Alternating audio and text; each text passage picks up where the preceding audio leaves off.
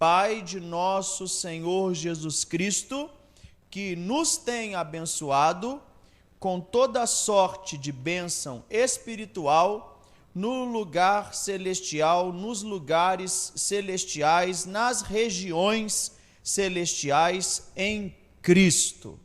Amém. Antes de iniciar a nossa conversa de hoje, eu quero te perguntar e perguntar aos irmãos todos se vocês conhecem a história de Buda. Você conhece a história de Buda? Não? Você já ouviu falar sobre Siddhartha Gautama, o Buda? Olha, quem conhece a história de Buda, conhece a doutrina, uma das principais de Buda, que é chamada de o caminho do meio. O caminho do meio. E essa história, apesar de não ser de nenhum herói da fé protestante, é uma história linda, é uma história belíssima, e é uma história que nos ajudará a entender o coração da mensagem do Evangelho. Como pode? Eis a história de Siddhartha Gautama, o Buda. Primeiro, o Buda não é aquele gordinho que você tem em casa. Aquele é um Buda japonês, é outro Buda. O Siddhartha é um Buda magro. Existem muitos Budas. E esse iluminado, a palavra chama iluminado, ele nasceu no Nepal, em 563 a.C. Siddhartha, ele era filho de um rei, ou seja, ele era um príncipe, e morava num grande palácio isolado. E o seu pai não permitia que Siddhartha conhecesse o mundo lá fora. E quando Siddhartha saía com o seu pai, um mês antes, ele mandava florir os caminhos para que Siddhartha não visse a miséria. Então, na mente daquela criança, o mundo era o palácio. E lá fora, todo mundo vivia a sua felicidade. Quando ele saía, ele não via pobreza, porque tiravam-se os pobres, ele não via doença, então ele nem sabia. Mas ao atingir a adolescência, Siddhartha Gautama, o Buda, antes de ser o Buda, ele fez amizade com o responsável pela sua carruagem. E às escondidas, ele saía do palácio. E quando ele saiu do palácio a primeira vez e viu a vida lá fora, ele ficou muito triste, muito decepcionado com a mentira do seu pai. Seu pai havia até já arranjado um casamento para ele, mas ao atingir a idade adulta, depois de visitar os vilarejos às escondidas, conhecer a mentira do seu pai, Siddhartha ficou indignado. Por quê? Porque ele viu a pobreza, e a sua indignação foi por causa da diferença entre o rico e o pobre, da diferença da sua realidade para a realidade dos outros, da diferença social. Ele não podia viver com isso, conhecer a miséria lá fora e depois vir para o palácio. Então, ele deixa tudo para trás, toda a sua riqueza, e vai embora, foge do palácio, por causa do sofrimento. Uma das questões na mente de Siddhartha, que não era devoto a nada, que não tinha nenhuma religião, uma das questões para ele era justamente o sofrimento. Por que o sofrimento? Porque existe o sofrimento. e porque existe a desigualdade social. Aí, ele começou a pedir esmolas para experimentar o que é sofrer. E ele ouviu falar de um grupo de homens espirituais que eram religiosos do seu tempo, seguiam a filosofia hindu. E ele foi, então, para essa seita ascética rigorosa e ficou lá 6 anos. Para participar da seita, a primeira coisa que você tinha que fazer era um voto de sofrimento. E como ele já estava com aquela questão do sofrer, ele tinha que escolher qual seria o seu voto. Conta que um dos que viviam lá escolheu nunca mais abrir a sua mão. As unhas perfuraram e ele nunca mais abriu a sua mão. Ele comia com a mão fechada. Esse era o voto de um discípulo lá. O outro colocou as mãos para cima e disse que nunca mais abaixaria as mãos. E até hoje na Índia você vê gente fazendo esse voto de nunca mais abaixar as mãos. Pessoas que ficam deformadas. Outros faziam votos de ficar sentado e nunca mais se levantar. Então você tinha que pegar ele, levar ele para o lugar para ele comer, mas ele não se levantava e os ossos atrofiavam ali. Era uma seita muito rigorosa. E sabe qual foi o voto de Siddhartha?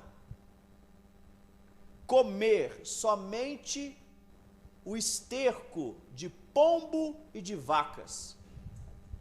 Ele ia viver comendo o esterco, o excremento de pomba e de vaca. E sabe quantos anos Siddhartha viveu comendo esterco, excremento? 6 anos.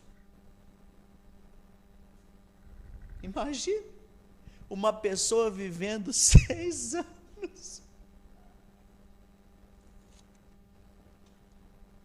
Então, certo dia ele estava tão fraco, magro, por causa de viver comendo esterco, que ele foi tomar banho de rio. E diz a história que a água estava a cerca de 50 centímetros só. Pouquinho, né? Raso. 50 centímetros. E ali, ele estava tão fraco que ele escorregou e não conseguia se levantar. E ele começou a se afogar, Ivone, numa água de 50 centímetros. Imagina isso, Rafael? Hein? E ali, morrendo já, as pessoas vieram acudi-lo e arrastaram para a areia. E lá ele se deitou desfalecido na areia, até que ele começou a ouvir um som de uma corda. Na época, eu acho que o instrumento é uma espécie de cítara, né? Citara, eu não sei como pronuncia. E uma pessoa no barco que passava estava afinando. E apertando demais a corda arrebentou. Aí ele disse que recebeu ali o conhecimento do que era a sua vida. Que a sua vida era como aquele instrumento. A sua vida era como aquela corda.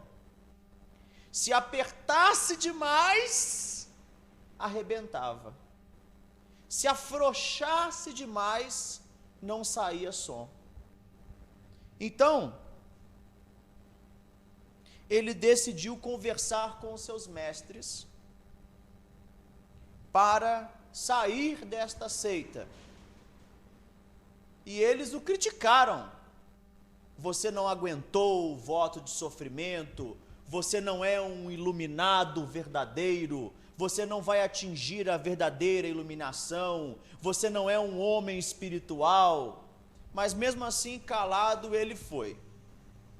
E a prática da meditação já era comum, porque a meditação ela não é especificamente dos orientais.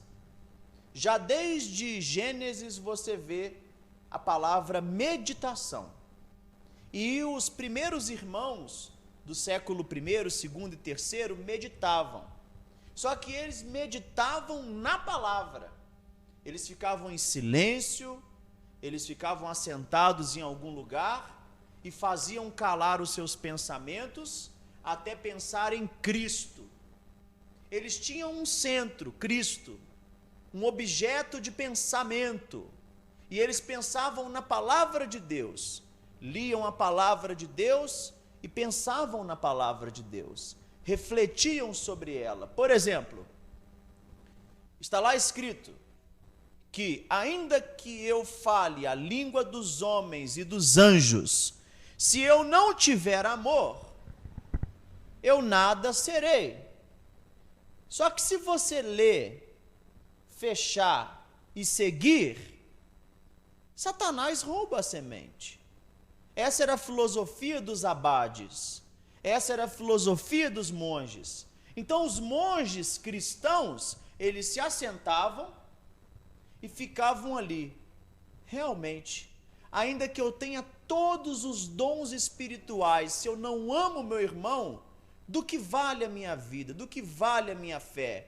E ele meditava, substancializava aquela verdade. Isso é estudar a Escritura de todo o coração. Só que Siddhartha não conhecia a Escritura, não conhecia Deus. Então o que ele fez? Ele se assentou embaixo de uma árvore e meditou sobre o violão, sobre a corda e sobre a vida. Então ele foi iluminado, ele alcançou o estado de Buda, segundo a religião budista Zen, que não é a nossa. E ele então desenvolveu o pensamento, a doutrina chamada o caminho do meio. Não é viver uma vida de pecado na carne, e também não é viver uma vida rigorosa, extrema. É viver uma vida no meio, equilibrada, afinada. Ele deveria ser um instrumento afinado. E ele voltou de novo para a seita, pregou isso para os mestres converteram, viraram seus discípulos, e aí vem a doutrina do caminho do meio. Viver o ascetismo seria o extremo da religião, que só produz sofrimento e dor. Viver uma corda frouxa é viver na satisfação da carne. Não produz também bênção e nenhuma para a nossa vida. Essa história, ela veio de um homem que precisou 6 anos comer esterco para aprender isso. 6 anos. A gente acha graça, mas isso é fato.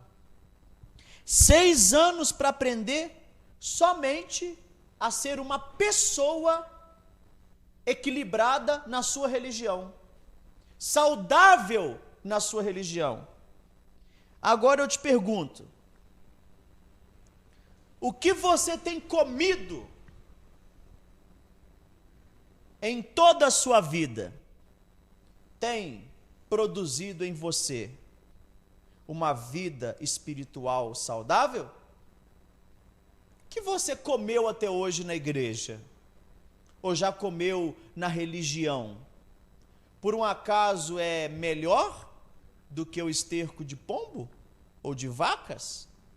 Porque se você se encontra fraco espiritualmente, se você se encontra debilitado espiritualmente, se você tem afogado nas águas de 50 centímetros da sua religiosidade, então não está fazendo efeito essa doutrina que você tem comido. Então você não é melhor do que Buda. Você é até pior do que Buda. Por isso que Jesus disse que naquele dia, até a rainha de Sabá vai se levantar e vai dar testemunho contra as nações. Porque se existisse salvação pelas obras, Buda estava muito na frente do que nós. Por causa do tipo de simplicidade, humildade e pobreza que ele viveu. Eu pergunto a você, você deseja viver uma vida espiritualmente saudável? Então, a minha proposta nessa noite é falar sobre esse assunto. Eu não quero falar sobre o caminho do meio não, tá? Porque ele só vai te ajudar a ter um pouco de sanidade mental, a não ser extremo para nenhum lado. E ele não te ensina nada sobre como viver uma felicidade espiritual aqui e agora. Ele só te ensina a ficar neutro, a não sentir. Você não sente nada. Então, se você não sente sofrimento, automaticamente você é uma pessoa feliz. Para eles isso é felicidade, não sentir nada, encontrar o vazio, encontrar o ponto de luz, aonde você fica ali, que é o seu centro. Então o caminho do meio parte de si para si mesmo. Pelo menos não era idólatra, não era devoto a nada. E o budismo em si mesmo não é uma religião. Ele é só um meio de alcançar uma espécie de saúde espiritual através da mente. É uma psicologia. Só que não te fala nada sobre depois da morte. Não resolve conflitos da vida. E quando você chega a um mestre budista, seja Dalai Lama ou qualquer outro, e pergunta a ele sobre essas coisas, ele fala assim, sabe qual é o seu problema? Aí você fala, qual? Ele fala, dúvidas. Você tem que viver sem dúvidas. Você é uma pessoa que precisa de parar de procurar resposta. E assim eles ficam, sem querer saber. Zen. Então, o budismo não ensina nada de relevante sobre felicidade aqui na Terra. Ele só te ensina a não prejudicar ninguém.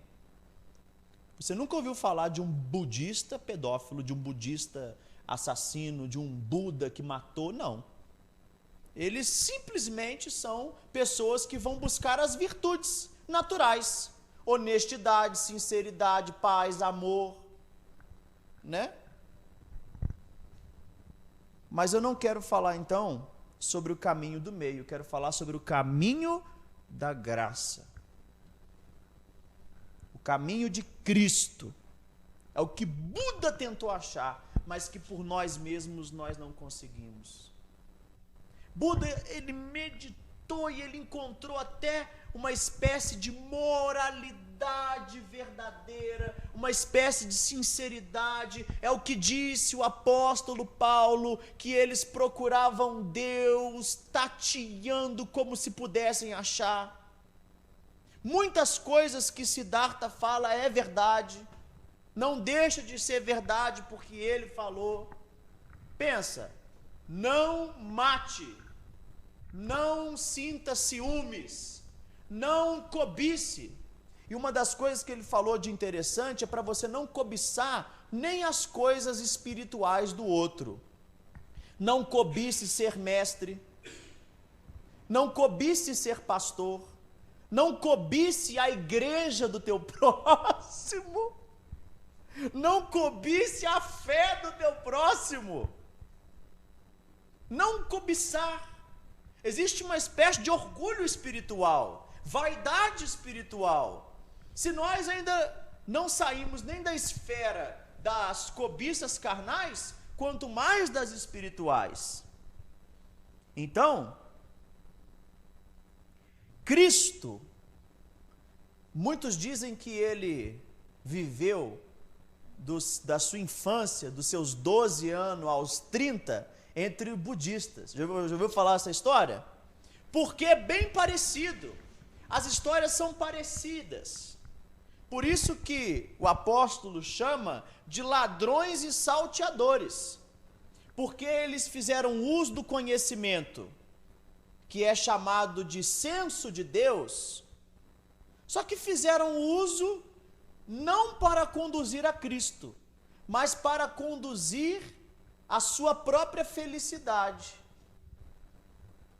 Então, Cristo não. Cristo, ele nos ensina o caminho que leva à vida. O caminho que leva à vida eterna. Uma vida que você pode desfrutar aqui e agora e ali e além. Cristo não te dá só uma vida espiritual saudável. Ele te dá também uma perspectiva de vida eterna após a morte, uma esperança futura. Então, o apóstolo Paulo, por que eu citei a história de Siddhartha? Porque Paulo trabalha de forma semelhante. Ele nos exorta a não viver na carne, não é? Ele fala, andai no Espírito, não satisfaça os desejos da carne. E ele fala também para você não andar na lei, não é isso? Libertos da lei. A lei veio por Moisés, a graça por Jesus Cristo. Todo aquele que está debaixo da lei, vive na lei. E se quebrar um ponto da lei, está condenado. Paulo é contra o judaizante e extremado fariseu, e ele é contra o libertino. Como chama? Antinomianos. Antilei. Aí Paulo quer ensinar um caminho. Olha só. Eles dizem o seguinte, os apóstolos agora. Paulo, ele fala que regras humanas, sofrimento, isso não tem poder contra a sensualidade. Mudar a sua roupa, guardar dias de sábado, toda forma de religião externa não tem poder contra o pecado. E ele fala, andai no Espírito. Repare uma coisa, o Espírito é o caminho do meio do cristão. Você encontra o Espírito onde? Dentro de você. O Espírito está em vós. Outra coisa, é no Espírito que nós desfrutamos da plenitude da graça. Alguns desfrutam só das margens do que a graça pode proporcionar. Uma gota de graça. Alguns desfrutam da plenitude da graça. Por quê? Porque não andam na carne, nem também são extremamente rigorosos. Porque o extremo rigor produz orgulho da religião, que é a coisa mais desgraçada que uma pessoa pode sentir. Orgulho de ser religioso. Isso mata. Isso destrói vida.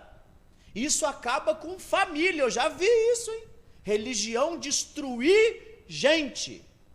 Destruir felicidade dos outros. E o caminho da carne, da depravação, a corda frouxa, também não produz nada. Quem aqui não nasceu em berço cristão sabe disso.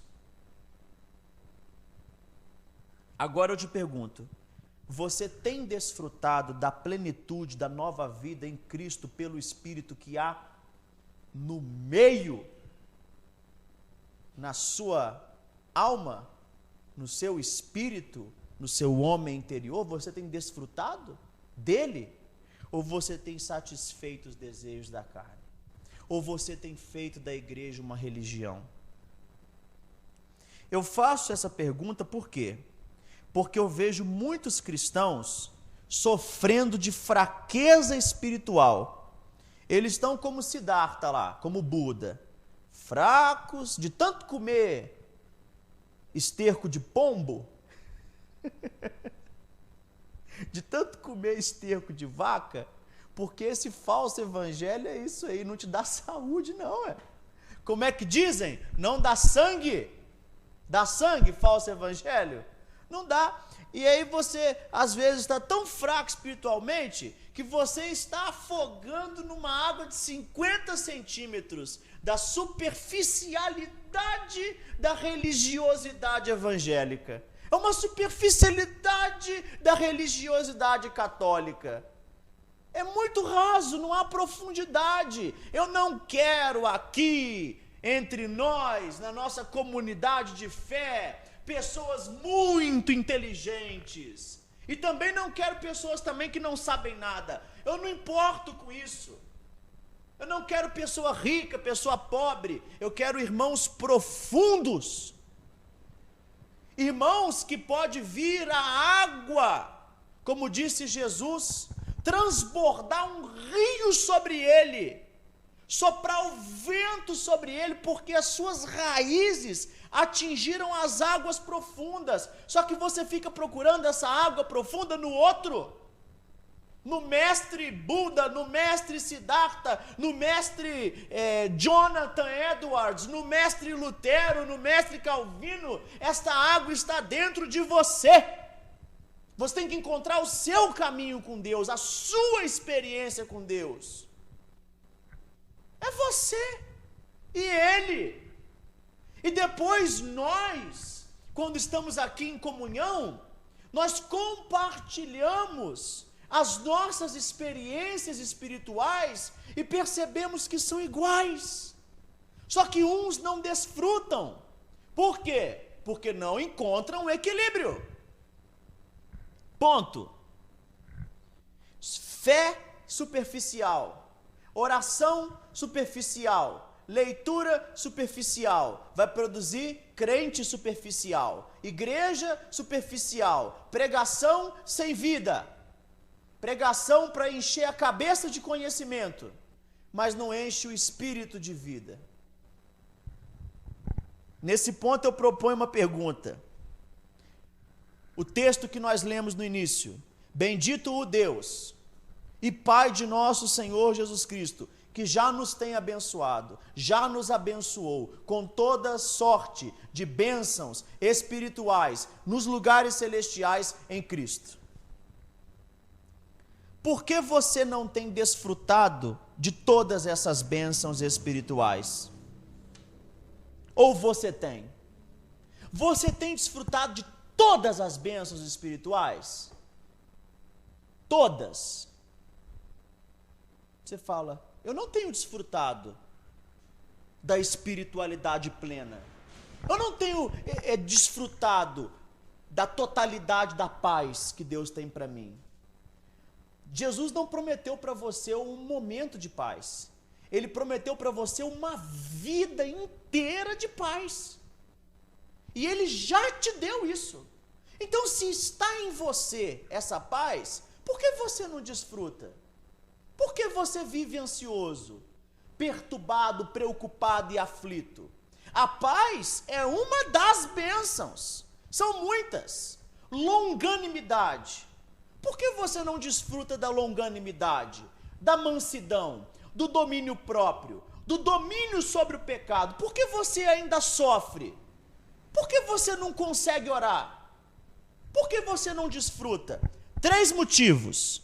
Primeiro, ou você ouviu um evangelho pela metade, cocô de pombo, e comeu até agora esse esterco de pombo, porque às vezes a pessoa fala assim: Jesus morreu por você. Correto, Rafael? Correto? Ou estou errado, Natanael? Toda a igreja fala isso, né? Jesus morreu por você para perdoar os seus pecados. Tá bom. E aí, nenhuma condenação, salvação. Amém, estou salvo. Glória a Deus. Não é verdade? Sim ou não? É verdade. Salvo. mas ele te salvou só da condenação? Imagina se é só judicial, se é só forense, salvação só judicial, você não tem condenação mais. Vamos supor que você tenha cometido um crime e seja leproso. Aí alguém vai e substitui você na condenação. E agora você não é mais condenado à morte, mas continua sendo leproso. Foi isso que Deus fez para você? Uma salvação pela metade? Talvez você ouviu o evangelho pela metade. Ao mesmo tempo que ele nos livra da condenação do pecado, ele nos livra da poluição do pecado. Ele nos dá o poder para viver aquela vida que vamos viver ali e além, aqui e agora. Você não vai esperar morrer e ir para o céu para ter paz. Você pode desfrutar dessa paz agora, porque ele já tem te abençoado. É um fato. Ouviu o evangelho pela metade, sofreu. Ou você é incrédulo, ou você não acredita que Deus já tem te abençoado. Você fica buscando uma coisa que Deus já te deu. E se você busca uma coisa que Deus já te deu, é incredulidade. Eu peço a Deus agora em oração: Senhor, me dá, meu Pai, um braço, mas eu já tenho braço. Senhor, me dá coração, eu já tenho coração. Eu estou pedindo coisas que eu já tenho? Então Deus, como ele vai responder? Ou ele te dá 2 corações, ou ele te revela que você já tem um coração. Ó, Deus me dá amor. Ué, bendito seja o Deus e Pai que já nos tem abençoado. Isso é fato, que já nos abençoou. No original é que já abençoou. Então Cristo na cruz consumou a obra. Consumou tudo. Acabou. E por que você não desfruta? Não crê? E outra coisa, se você não crê que você já tem a vida santa em você, você não vai experimentar. Você não vai experimentar. E aí o que acontece? Você desagrada a Deus por não experimentar. Por quê? Porque sem fé é impossível agradar a Deus. Ou você vive na prática do pecado. Aí também não tem jeito, né, irmãos? Uma coisa é você errar. Outra coisa é você viver na prática do pecado. Porque o pecado, ele cauteriza o coração. O pecado, ele cria uma casca no coração que faz do seu coração insensível ao Espírito Santo. Aí você não sente a presença de Deus.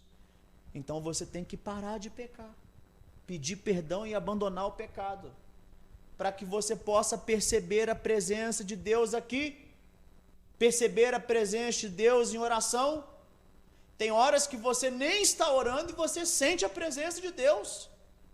Por que não está sentindo? Porque está pecando. Talvez você não está matando, roubando, mas você também está negligente. O homem de Deus e a mulher de Deus deve ser diligente. Oração, leitura, comunhão, isso nos fortalece.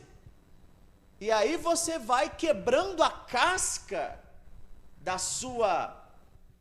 do seu ego, da sua alma, para deixar a vida do Espírito entrar. Mas na verdade ela já está dentro de você. Só que ela não sobe para a mente, ela não entra no coração, porque você construiu por causa do pecado o véu do pecado que Cristo partiu. Não tem como você recosturar, mas é uma reconstrução psicológica. Quem vive na prática do pecado não quer dizer, irmão, não estou dizendo que você vai perder a sua salvação. Eu estou dizendo que você não vai desfrutar da sua salvação. Não quer dizer que eu vou perder este copo d'água, quer dizer que eu não vou desfrutar. O pecado impede o desfrute.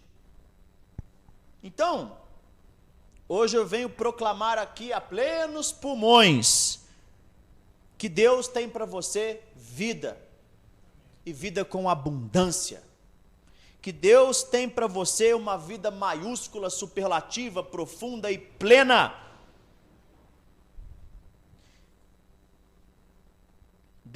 Olha só, Paulo ele não está falando para você assim, ó, para que você tenha fé como uma condição para que Deus te abençoe com todas as bênçãos espirituais. É isso que ele fala? Tenha fé, porque aí você vai desfrutar. Não. Tenha fé, porque aí Deus vai. Não. Tenha fé, porque aí você vai experimentar o que você já tem. É isso. Paulo não diz, ó, se você fizer isso, ficar 30 dias no monte, se você fizer isso, ficar uma semana de jejum, se você fizer isso, não beber mais água, não levantar mais, não fechar, abrir mais as mãos, não, aí Deus vai te abençoar. Não, Ele já tem abençoado, Ele nos diz que já nos abençoou. Paulo não está falando de algo que vai acontecer, Robert, entendeu, Abel? Ele está falando de algo que já aconteceu, e que não depende do que você faz, depende só da fé. Como você recebeu a sua salvação? Pela fé. Como é que a senhora espera receber paz? Dando dinheiro? Hein? Como é que o senhor recebe mansidão? Pela fé.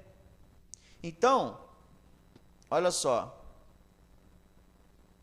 a questão não é pedir Deus, ó Senhor, dá-me mansidão. Está errado. É falar, Senhor, me ajude a desfrutar da mansidão que o Senhor conquistou para mim em Cristo e que está em mim. Ah, Senhor, tira de mim a ansiedade. Não, Senhor, me faça ver e crer que o Senhor já me deu paz.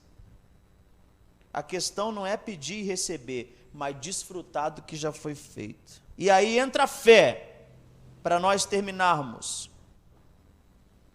A fé aqui não é crer para receber, é crer que já recebeu. Jesus diz em Marcos 11, 22, tem fé em Deus, gente. Ele fala, tem de fé em Deus, porque em verdade eu vos afirmo, se alguém disser a este monte, venha e lance no mar, mas não duvidar no seu coração. Porque muitas vezes nós oramos duvidando, aí não tem jeito.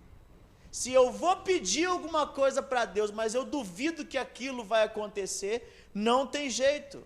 Mas crer que se fará o que se diz, olha aqui o que se diz, que Deus já te abençoou com toda a sorte de bênção espiritual. Crer que se fará o que se diz, será feito. Por isso eu vos digo, olha só, que tudo quanto pedides em oração, e você crê que já recebeu, será assim convosco. Olha só. É claro que você não pode aplicar este ensino a questões materiais. O próprio Buda falou isso, vamos lembrar dele, que eu já tinha esquecido dele. Eu não vim aqui falar de budismo, eu vim aqui mostrar uma pessoa que lutou mais que todos para encontrar o que você recebeu de graça, meu irmão.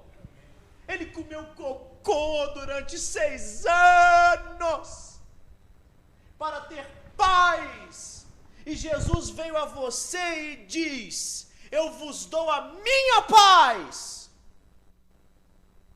Meu Deus, como nós desprezamos a graça. Eu estou falando da fé em Jesus, que é o caminho da graça, entendeu? Não é para carne e nem para legalismo, apesar que o legalismo ali está florido, né? Olha só, eu não posso aplicar isso a questões materiais, porque aí vai ser teologia da prosperidade, triunfalismo. Por exemplo, Você tem que crer que já recebeu a cura. Deus não nos prometeu uma vida saudável para o resto da vida. Ele pode até curar, mas Ele não prometeu isso, que todos os que creem em seu nome nunca terão doenças. Não, Ele não falou isso. Ou então, tudo que você pedir em oração, crê que já recebeu. Então eu quero pedir uma casa, um carro e um salário bom. Não, Ele não prometeu isso. Ele falou que os ímpios procuram riquezas. Não ajunteis tesouro na terra, onde a traça corrói, aonde o ladrão rouba. Não, ajuntai tesouros no céu. Não andeis ansiosos pelo que comer, beber, vestir. Buscai o reino dos céus. Mas quando você usa corretamente o que Jesus ensinou, quando você toma posse da bênção, como eles gostam de colocar em livro, mas eu já tenho a bênção, então toma posse. Imagine que dentro de você tenha uma mesa com todo tipo de coisa boa, fruta, carne, chocolate para você comer. Só que você não acredita que tem. Aí você fica pedindo a Deus, me dá comida. E Deus fala pelo Espírito, eu estou dentro de você. Por que você está me procurando lá fora? Por que você está me procurando no pastor? Por que você está me procurando no padre? Eu estou aqui dentro de você. Feche os olhos. Vem para dentro. A graça está em você. Agora, se você não tem a graça, se você não é, aí busque. A primeira oração é essa. Aí você recebe. Depois, aí você vê o seguinte, ó. Tudo que Jesus conquistou na cruz por nós, você tem. A vida santa, a vida plena. O negócio é desfrutar dela.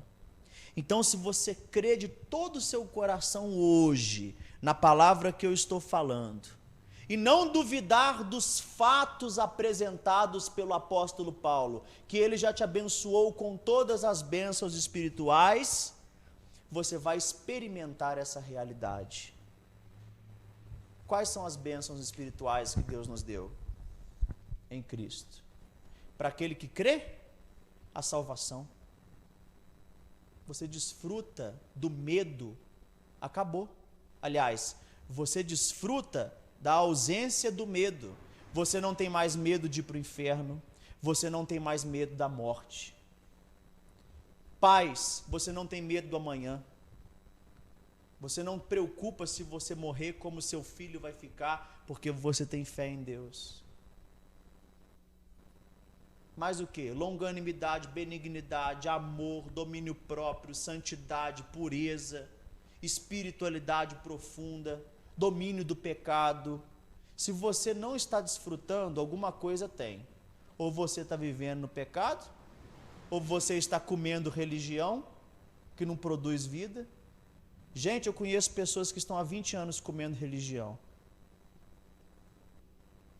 E, sinceramente, não precisa nem de 50 centímetros. Ela afoga numa gota d'água. Uma gota de tribulação, a pessoa já desfalece. Uma gotinha de sofrimento, a pessoa já se desconstrói. Olha, eu vou citar o exemplo final. Tinha uma mulher, já falei isso várias vezes, que ela era ajudada pela igreja, porque ela era analfabeta. Então, por não saber ler, não conseguiu emprego e vivia dependendo. O marido morreu, né? Os pais morreram e ela vivia dependendo, viúva da igreja. Então ela dependia das cestas básicas. Então a sua roupa era humilde, casa bem pobrezinha, e ela veio a falecer. Aí os irmãos foram lá pegar o pouquinho que ela tinha e acharam um documento. Num porta-retrato. Era a herança dos pais. Ela sempre foi rica, ela sempre teve, mas por não ter conhecimento, por não saber ler, não desfrutava. Talvez é isso que a igreja no Brasil está precisando, do conhecimento do que Cristo fez.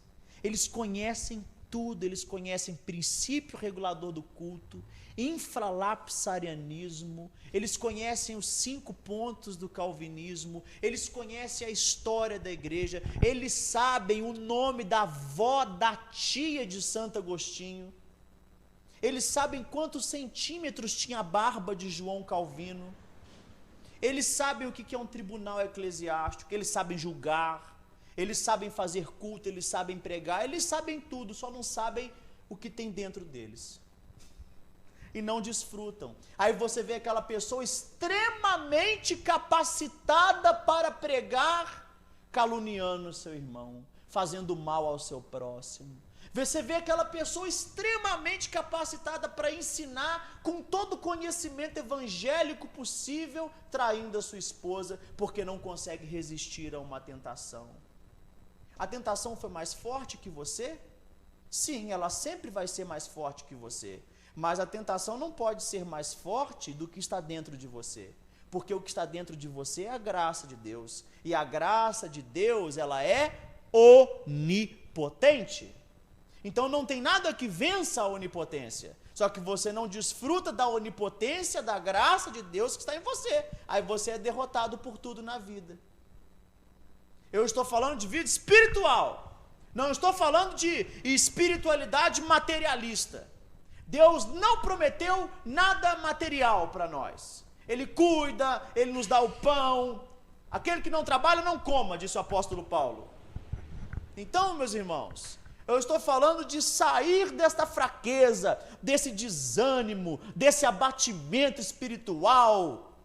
Gente, quando eu falei, você não pensou na imagem, não? De um homem magro, caindo, escorregando, tentando se levantar de 50 centímetros de água. A imagem de Siddhartha ali, afogando num rio raso, é a imagem dessa multidão de pessoas que eu vejo hoje, que estão longe do Evangelho, mas longe, não estou falando de salvação, eu estou falando de desfrute, crentes atormentados, neuróticos, crentes que não conseguem sair de casa, crentes que não são felizes, pessoas que vieram para a igreja são as pessoas mais infelizes do mundo, aí vão no monte, aí ficam dias sem comer, aí param de assistir televisão, aí começam a fazer de tudo, e nada adianta, e ele vai desanimando, e ele vai enfraquecendo, aí ele vai num culto, aí ele chora com a música, ele se emociona com a pregação, aí a carne fica cheia de emoções, né? E aí depois de segunda-feira, ele não tem vontade de orar, ele não tem vontade de nada, ele não pode ver uma mulher, ela não pode ver um homem, ele não pode nada, ele não pode usar um computador, ele não consegue pegar a Bíblia, e quando ele vai ler a Bíblia, parece que ele está lendo um livro de física nuclear, sabe, com regras. A Bíblia é um enfado, ele não tem prazer nenhum. Quando ele começa a ouvir, ele fala, meu Deus, como é que pode? E ele tem prazer em tudo que é da carne, e ele não quer ter prazer na carne. Aí o diabo conseguiu enganar ele, fazendo ele duvidar daquilo que Deus fez. Então ele acredita que ele ainda é o velho homem, ele não sabe que é o novo homem. Aí nessa neurose da religião, ele vai se afogando, e graças a Deus que ainda levanta profetas de verdade nessa terra para arrancar ele da água. Fala com ele, rapaz, assenta debaixo da árvore da vida e descubra o caminho. Não é o caminho do meio, não. É aquele que é o caminho. Eu sou. Ah, imagina se Buda escuta isso. Buda está lá meditando, Siddhartha, aí ele ouve assim, Siddhartha, eu sou o caminho, a verdade e a vida. Venha a mim, você que já está cansado de religião, sobrecarregado de pecado, e eu vos aliviarei. Amém. Vamos ficar de pé.